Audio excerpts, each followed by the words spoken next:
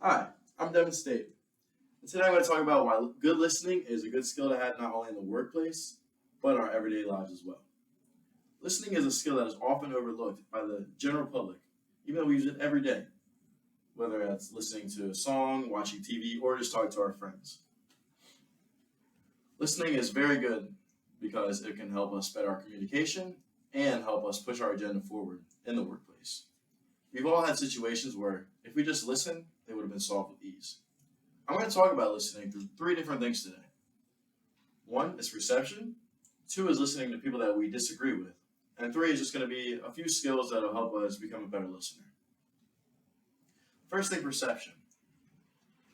Perception is very influential in listening. If you perceive something wrong, it can make a very easy outcome turn into a very complicated one. Something that could have been solved very easily could be intended like become a lot worse than you intended it to be. It's brought through two different factors, and those are attention and reception. Reception is the actual physical action of listening and hearing something.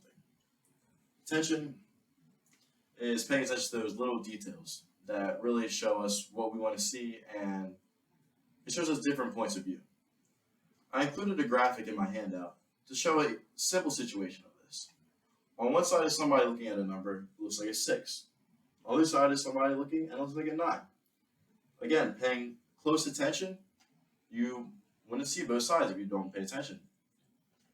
And that shows that you won't know the other person's side of the story, just like any other situation. If you think about only the side that you want to look at, you're not going to think about where the other person's coming from. Along with that, reception is brought through our own thoughts and experience, things that happen in our own lives that impact us and become who we are today. It's also with how you're raised by your parents. So this is where bias and prejudice and stereotypes against different groups of people come into play. And that kind of wraps into my next topic, disagreeable people. Listening to disagreeable people might not be what you want to do, but it's something that you're going to encounter, especially if you're in the business world. Not everyone you work with is going to be your best buddy. It sucks to say, but it's how the world works.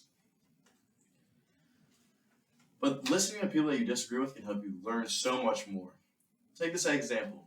If you go and talk to somebody about an object, or not an object, a thought or belief that they think very strongly about, they're going to give you all the facts about their side, but not so much about the other side. So you're only going to see one side of the situation. Even if you talk to somebody you already have your mind made up against, they're still going to give you a whole different point of view about their side of the situation, which gives you a much broader view of the whole thing.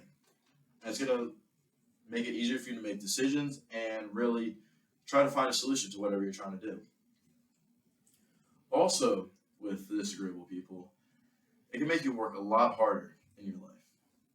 For me, being a mixed male in the United States, there's a lot of bias and stereotypes against me, which make me want to work harder every day of my life just so I can overcome those.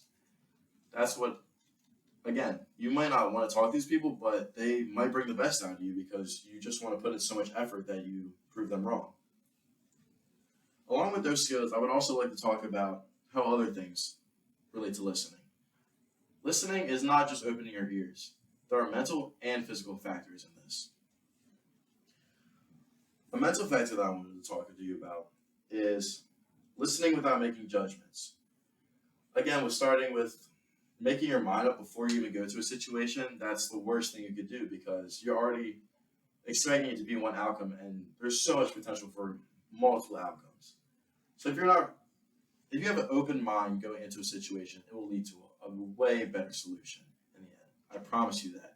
It might not be the solution you wanted, but it will make a lot more sense to each other, and it will hopefully put you to bed at night. A lot simpler.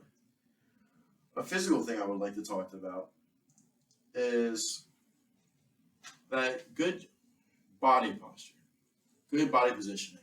You want to make sure the person knows that you're listening to them. You don't want to be slouched back or crossed arms because then they're not going to want to share as much as they want to. They're going to think, oh, this person doesn't want to listen to what I'm saying. They're not intaking what I'm talking about. And obviously, you don't want that, even if you are listening, because that's going to, one, show kind of disrespect to them. And that's just not good for either side.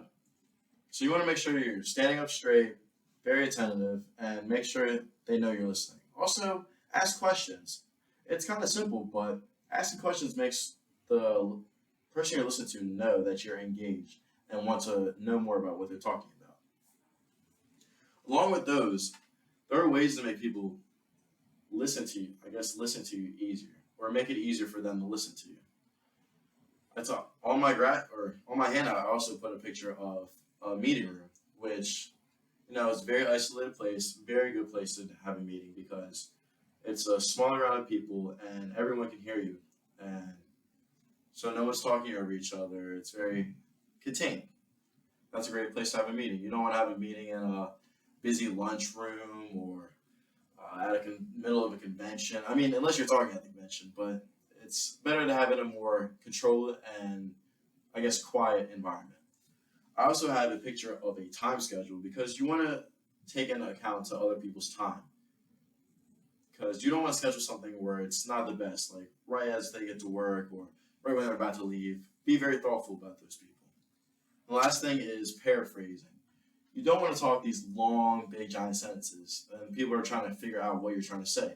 Shorten it and condense it so people can follow and really be engaged in what you have to say. It makes it a lot easier for both sides because they can ask you questions, they're listening, and it makes the conversation a lot more smooth.